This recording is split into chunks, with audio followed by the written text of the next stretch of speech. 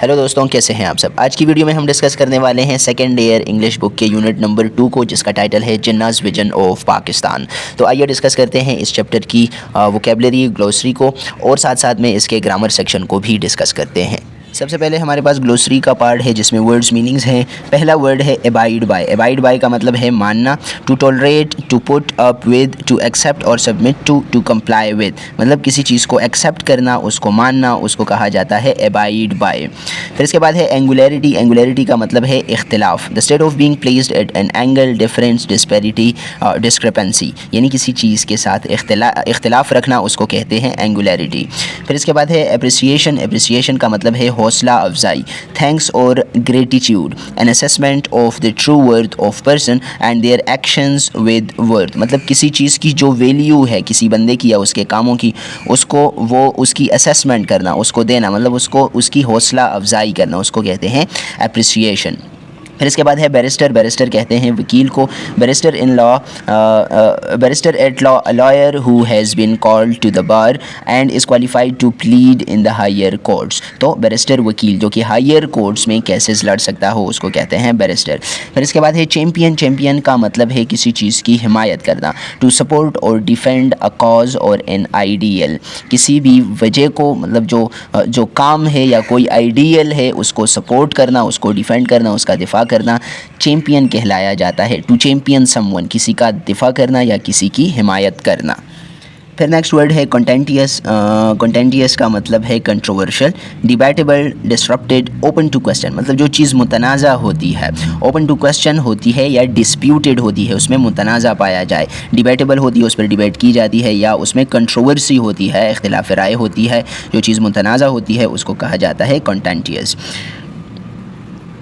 फिर इसके बाद है कॉर्डियली। कॉर्डियली कहते हैं दिल से। वार्मली एंड एमिकेबली, दिल से जो चीज़ होती है उसको कॉर्डियली कहते हैं। कर्स, कर्स कहते हैं लानत को। समथिंग दैट ब्रिंग्स और कॉजेज़ ग्रेट ट्रबल और हार्म। साइक्लोनिक, साइक्लोनिक कहते हैं तूफ़ानी चीज़ को, या यहाँ पर इसका मतलब है अजीम इनकलाब। Great, awesome and stormy like a cyclone. Remarkable, momentous, जो चीज़ रिमार्केबल होती है, अजीम होती है, या इसकी लफ्ज़ी मीनिंग जो है तो वो तूफ़ानी आ सकती है, और यहाँ पर इसकी कॉन्टेक्चुअल मीनिंग अजीम इनकलाब है। डोमिनियन, डोमिनियन कहते हैं रियासत को। Self governing division, having its own rule of law and authority, a state, यानी कि रियासत। फिर इसके बाद है एम्फसाइज। एम्फसाइज का मतलब है ज़ोर देना। टू गिव एम्फसिस और प्रोमिनेंस टू, अंडरस्कोर और हाईलाइट समथिंग। अंडरस्कोर, हाईलाइट, मतलब किसी चीज़ पर ज़ोर देना, उसको एम्फसाइज करना, उस बात पर ज़ोर देना। फॉरमोस्ट, फॉरमोस्ट कहते हैं ज़्यादा या पहले, ज़्यादा अहम चीज़ को या जो पहले चीज़ होती है उसको कहा जाता है। फर्स्ट इन टाइम, प्लेस और rank etcetera. Chief, primary, principal, जो चीज़ मेन होती है, प्राइमरी होती है या प्रिंसिपल चीज़ होती है, उसको फॉरमोस्ट कहा जाता है। फिर इसके बाद है give expression to. Give expression to का मतलब है इजहार करना। The choice of words, phrases, syntax, intonation etcetera. To communicate one's ideals, feelings, emotions etcetera. मतलब अपने जो फीलिंग्स हैं, इमोशंस हैं, उसका इजहार करना प्रॉपर वर्ड्स के थ्रू, फ्रेजेस के थ्रू, सेंटेक्स यानी सेंटेंस के इस्तेमाल के थ्रू, इंटोनेशन, बात की जो उतार चढ़ाव, स्ट्रेस अनस्ट्रेस है, वो सारी चीज़ें, तो उसके थ्रू इजहार करना किसी चीज़ का, उसको कहते हैं गिव एक्सप्रेशन टू। फिर इसके बाद है ग्रेवेस्ट। ग्रेवेस्ट का मतलब है शदीद, ग्रेव जो चीज़ होती है, यानी कि शदीद होती है। Superlative of grave, extremely serious, जो बहुत ज़्यादा संजीदा हो। सॉलम, ऑफ ग्रेट सिग्निफिकेंस, या उसकी अहमियत ज़्यादा हो, उस चीज़ को ग्रेवेस्ट बोला जाता है। फिर इसके बाद है हिंड्रेंस। हिंड्रेंस का मतलब है रुकावट। An obstruction, obstacle, a snag and impediment, मतलब जो रुकावट होती है, ब्लॉकेज होती है, उसको हिंड्रेंस कहा जाता है। इम्पार्शल, इम्पार्शल का मतलब है गैर जानिबदार, वो बंदा जो किसी की साइड नहीं लेता, उसको इम्पार्शल कहते हैं। इन्वोग्यू, इन्वोग्यू का मतलब है पॉपुलर प्रैक्टिस और fashion at a particular time, मतलब जो राइज चीज़ होती है या जो फैशन में होती है, ट्रेंडिंग में होती है, तो उसको कहा जाता है। फिर इसके बाद है इंक्लूसिव। इंक्लूसिव का मतलब है comprehensive, consider together without exceptions, मतलब जो चीज़ जामे होती है या शामिल करने वाली है, उसको इंक्लूसिव कहा जाता है। मतलब जिसमें सारे लोगों को इंक्लूड किया जा सके, एक ऐसा सिस्टम जिसमें सारे लोगों को इंक्लूड किया जा सके, उनको इक्वल अपॉर्चुनिटीज़ मिल सकें तो उस सिस्टम को इंक्लूसिव सिस्टम कहा जाएगा। फिर इसके बाद है इनहैबिटेंट्स। इनहैबिटेंट्स का मतलब है बाशिंदे, रहने वाले किसी जगह के। फिर है आयरन हैंड। आयरन हैंड कहते हैं सख्ती से, मतलब जो काम सख्ती से किया जाए। जो करप्शन है उसको आयरन हैंड से रोकना चाहिए, मतलब सख्ती से रोकना चाहिए। फिर इसके बाद है जोबरी। जोबरी कहते हैं बदउनवानी को, जो पब्लिक प्रॉफिट के लिए जो पर्सनल प्रॉफिट के लिए पब्लिक ऑफिस में करप्शन होती है उसको जोबरी कहा जाता है। फिर इसके बाद है लेगेसी। लेगेसी कहते हैं विरासत को या मीरास को, जो चीज़ें आने वाली जनरेशन्स को दी जाती हैं तो उसको कहते हैं लेगेसी। फिर नेक्स्ट वर्ड है लेजिस्लेशन। लेजिस्लेशन का मतलब है मुकन्नना, a body of persons vested with the power to make amend and repeal laws for the state. मतलब जो मुकन्नना होती है, कानून साज इदारा जो होता है, जो कि रूल्स रेगुलेशंस बनाता है, उसको अमेंड करता है, उसको हम लेजिस्लेचर कहते हैं। फिर है लिबरल। लिबरल का मतलब है आज़ाद ख्याल, जो लोग आज़ाद ख्याल होते हैं उनको लिबरल कहा जाता है। फिर है नेपोटिज़म। नेपोटिज़म का मतलब है अकरबा परवरी, यानी कि अपने रिश्तेदारों की साइड लेना, उनको ज़्यादा फोकियत देना, अहमियत देना और लोगों की बनिस्बत, इसको कहा जाता है नेपोटिज़म। फिर इसके बाद है ओब्लिगेशन। ओब्लिगेशन कहते हैं ज़िम्मेदारी को, जो हमारी ज़िम्मेदारी होती है, जिसको हम करने के पाबंद होते हैं, उसको ओब्लिगेशन कहा जाता है। वनरस। वनरस कहते हैं कठिन चीज़ को, जो लेबोरियस और ओप्रेसिव होती है, मतलब बहुत ज़्यादा सख्त होती है करने में, परफॉर्म करने में, उसको कठिन कहा जाता है, वनरस कहा जाता है। फिर इसके बाद है प्रिविलेजेस। प्रिविलेजेस कहते हैं मराद को या खसूसी हुकूक को, मतलब जो कि बेसिक चीज़ें नहीं होती, जो इजाफी चीज़ें दी जाती हैं, मराद दी जाती हैं, उनको प्रिविलेजेस कहा जाता है। फिर इसके बाद है प्रोनाउंसमेंट। प्रोनाउंसमेंट कहते हैं एक हुक्म को या सरकारी ऐलान को, जो कि एन ऑफिशियल और अथॉरिटेटिव स्टेटमेंट होता है। ऑफिशियल मतलब जो सरकारी ऐलान होता है उसको प्रोनाउंसमेंट कहा जाता है। फिर इसके बाद है सेकुलर। सेकुलर कहते हैं गैर मजहबी को, लेकिन गैर मजहबी का ये मतलब नहीं है कि वो किसी मज़हब पर यकीन नहीं रखेंगे, बल्कि सेकुलर का मतलब होता है कि ये लोग सियासत में मज़हब नहीं चाहते, सियासत को सियासत के थ्रू और मज़हब को मज़हब के थ्रू या उसकी अपनी जगह देना चाहते हैं या उनके थ्रू परफॉर्म करना चाहते हैं, तो उन लोगों को सेकुलर कहा जाता है, जो कि ये यकीन रखते हैं कि स्टेट का कोई मज़हब नहीं होना चाहिए और स्टेट में जितने भी लोग हैं, जितने भी रिलीजियस कम्युनिटीज़ हैं, सबके इक्वल राइट्स होंगे, सबको जो है तो इजाज़त होगी अपने जो अकायद हैं उनकी प्रचार की, और जितने भी रिलीजियस इंस्टीट्यूशंस हैं, चाहे वो हिंदुज़म के हों, चाहे वो मुस्लिम इंस्टीट्यूशंस हों जैसे कि मॉस्क, मदारिस, ये सब डिफेंड किए जाएंगे स्टेट की तरफ से। फिर इसके बाद है सॉवरन। सॉवरन कहते हैं खुद मुख्तार को। नेक्स्ट वर्ड है सब्जुगेशन। सब्जुगेशन कहते हैं इताअत करना या किसी चीज़ को सब्जुगेट करना, ज़ेर तसल्लुत लाना, अपनी अथॉरिटी कंट्रोल के नीचे लाना, तो कहते हैं उसको सब्जुगेशन। फिर है टेंपल। टेंपल कहते हैं मंदिर को जो हिंदुओं की इबादत की जगह होती है। टाइटैनिक। टाइटैनिक कहते हैं बहुत बड़ी चीज़ को या जो अजीम व शान होती है उसको टाइटैनिक कहा जाता है। To advocate. एडवोकेट मतलब हिमायत करना या किसी चीज़ की वकालत करना। नेक्स्ट वर्ड है या फ्रेज़ है to bury the hatchet. To bury the hatchet का मतलब है सुलह कर लेना, जो पुरानी जो इख्तिलाफात होते हैं पुराने, उनको भूल कर आगे जाना, यानी कि सुलह कर लेना, टू बरी द हैज। फिर नेक्स्ट वर्ड है या फ्रेज़ है टू कॉन्टिनेंस। टू कॉन्टिनेंस का मतलब है हिमायत करना। टू सपोर्ट और इनकरेज मतलब किसी की हौसला अफजाई करना या उसकी हिमायत करना, टू कॉन्टिनेंस। नेक्स्ट फ्रेज़ है हमारे पास टू वैनिश। वैनिश का मतलब है गायब हो जाना, डिसअपीयर। अनएवॉइडेबल। अनएवॉइडेबल का मतलब है नाकाबिले गुज़ीर, या जो चीज़ लाजमी होती है जिसको एवॉइड नहीं किया जा सकता उसको अनएवॉइडेबल कहते हैं। अनप्रेसिडेंटेड। अनप्रेसिडेंटेड का मतलब है बेमिसाल, या जो चीज़ अनोखी होती है, अनोखा, उसको कहते हैं अनप्रेसिडेंटेड। फिर है अटमोस्ट। अटमोस्ट का मतलब है इंतहाई या हद दर्जा, of the greatest possible degree और अमाउंट। वर्डिक्ट। वर्डिक्ट का मतलब है फ़ैसला या जो फ़ैसला कुन राय होती है किसी की, उसको कहते हैं वर्डिक्ट। और फिर लास्ट वर्ड है इस चैप्टर की वोकैबलरी का या ग्लोसरी का विजन। तो विजन कहते हैं बसारत को या दूर अंदेशी को, मतलब वो नज़र जिसके थ्रू, ये एक मेटाफोरिकल बात है, वो नज़र जिसके थ्रू हम फ्यूचर में देख सकें, तो उसको कहते हैं विजन, बसारत या दूर अंदेशी। फिर इसके बाद हमारे पास राइटिंग सजेशन है। राइटिंग सजेशन में हमारे पास सबसे पहले है राइटिंग एन इंट्रोडक्टरी पैराग्राफ, कि इंट्रोडक्टरी पैराग्राफ कैसे लिखा जाता है। तो इंट्रोडक्टरी पैराग्राफ तो सबसे पहले इसका जो बुनियादी मकसद होता है वो ये है कि जो रीडर का इंटरेस्ट है तो उसको ग्रैब किया जाए, उसके इंटरेस्ट को पकड़ा जाए, अपने काबू में लाया जाए, ताकि बाकी की जितनी राइटिंग है, जो चीज़ हमने लिखी है, जिस उन्वान का ये इंट्रोडक्टरी पैराग्राफ है, वो सारा उन्वान, वो सारी राइटिंग, वो सारी स्पीच और या जो भी चीज़ है वो रीडर पढ़ ले, तो उसकी अटेंशन को ग्रैब करना इंट्रोडक्टरी पैराग्राफ का काम होता है। अब ये कैसे लिखा जाता है, इसके कितने पार्ट्स हैं, तो ये हम डिस्कस करते हैं।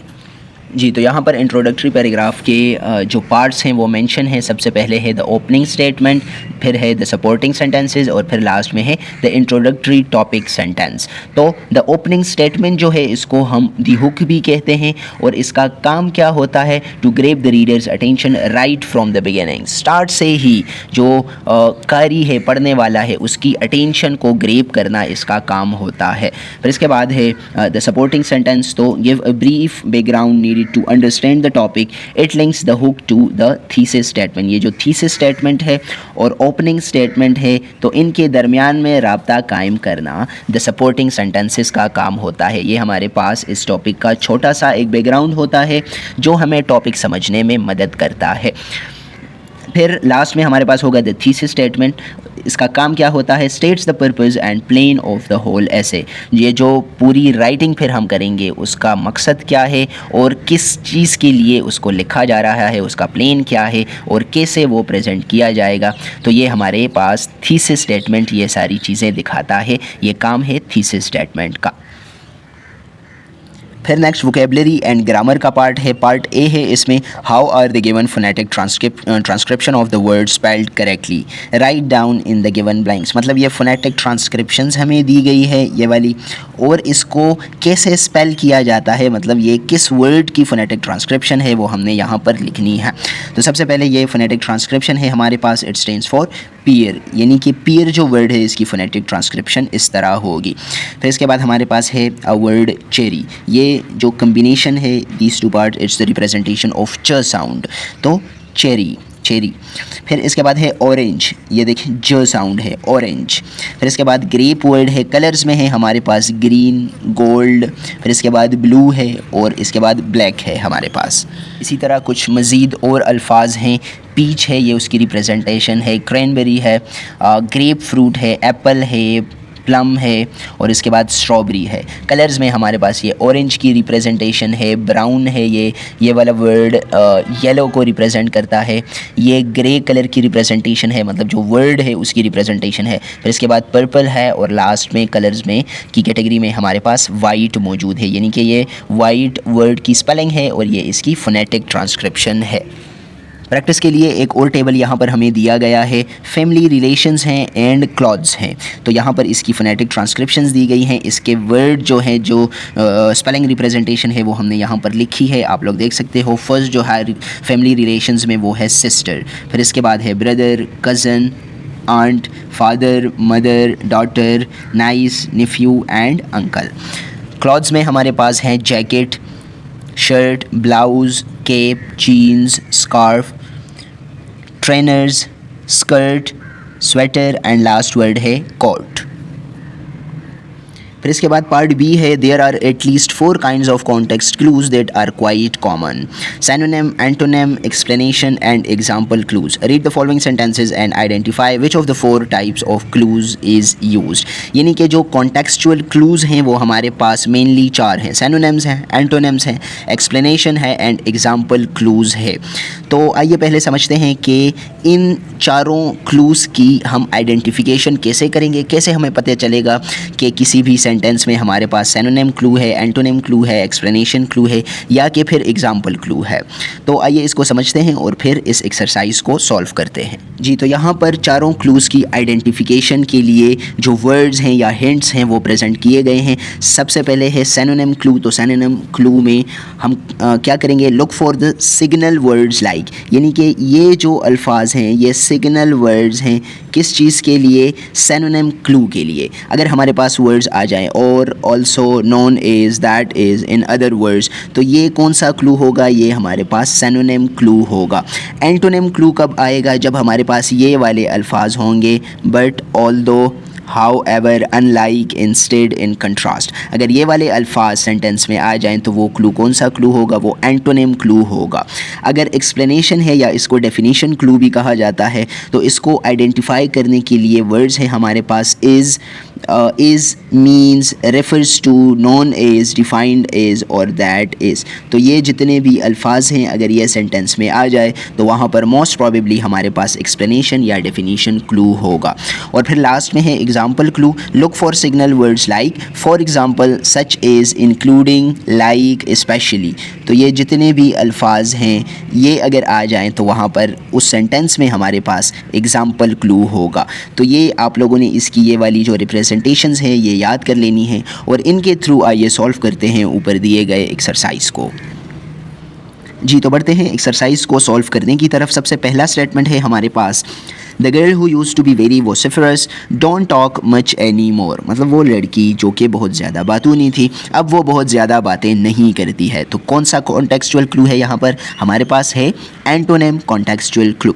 सेकंड नंबर है, pedagogical institutions including high schools, kindergartens and colleges require community support to function efficiently। मतलब अच्छी तरह से काम करने के लिए इन इंस्टीट्यूशंस को कम्युनिटी सपोर्ट चाहिए। तो यहाँ पर कौन सा कॉन्टेक्सचुअल क्लू है? एग्जाम्पल कॉन्टेक्सचुअल क्लू है। थर्ड नंबर है, he was so parsimonious that he refused to give his own sons the few pennies they needed to buy pencils for school. It truly hurt him to part with his money। यहाँ पर कौन सा clue है? Explanation clue है। Explanation clue क्यों है? क्योंकि यहाँ पर एक्सप्लेनेशन दी गई है। ही वॉज सो पार्सिमोनियस, वो बहुत ज़्यादा कंजूस था। क्यों? क्योंकि उसने ये किया। तो एक्सप्लेनेशन दी गई है, तो यहाँ पर एक्सप्लेनेशन वाला कॉन्टेक्सचुअल क्लू दिया गया है। फिर नेक्स्ट सेंटेंस है हमारे पास 4 number, His pertinacity or stubbornness is the cause of most of his troublesome। और का वर्ड आया है ये या ये, तो ये synonyms है हमारे पास। तो कौन सा क्लू यूज़ होगा? synonym क्लू यूज़ हुआ है।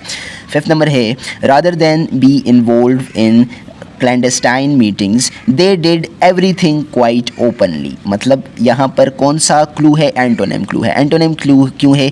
क्योंकि इस तरह की मीटिंग में शामिल होने की बजाय उन्होंने क्या किया? ओपन मीटिंग्स में, या जो कुछ उनको कहना था वो उन्होंने ओपनली कहा। तो एंटोनिम क्लू यूज़ हुआ है। फिर 6 नंबर है हमारे पास, ecclesiastics such as priests, ministers and pastors should set models of behavior for their congregants। तो ये जो मजहबी रहनुमा हैं जैसे कि, तो यहाँ पर इनकी एग्जांपल्स दी गई हैं। तो ये कौन सा क्लू हुआ? एग्जाम्पल क्लू हुआ। फिर नेक्स्ट 7 नंबर है, the girl was churlish, rude, sullen and absolutely ill mannered. ये सारे क्या हैं? सिनोनिम्स हैं। तो यहाँ पर कौन सा क्लू है? सिनोनिम क्लू यूज़ हुआ है। 8 नंबर है, because of conflagration was aided by wind it was so destructive that every building। देखें, because of, इस चीज़ की वजह से ये हुआ, ये सारी बात हुई। तो ये क्या है? ये हमारे पास एक्सप्लेनेशन क्लू है। 9 नंबर है, my opponent's argument is fallacious, misleading, plain wrong। तो ये हमारे पास क्या है? ये हमारे पास एग्जाम्पल भी हो सकता है और सिनोनिम क्लू भी हो सकता है। सिनोनिम क्लू इसलिए हो सकता है कि ये सारे जो वर्ड्स हैं ये सिनोनिम्स हैं, और एग्जाम्पल क्लू इसलिए हो सकता है कि my opponent arguments is fallacious, misleading and plain wrong. तो आर्गूमेंट गलत है क्योंकि ये सारी चीज़ें हैं। तो ये इसकी एग्जाम्पल एक्सप्लेनेशन है वो भी हो सकती है। 10 नंबर है हमारे पास, although some men are loquacious others hardly talk at all. तो ये क्या है? आपस में एंटोनिम्स हैं। तो ये कौन सा क्लू हुआ? एंटोनिम क्लू हुआ। 11 नंबर है, the patient is so somnolent that she requires medication to help her stay awake for more than a short time।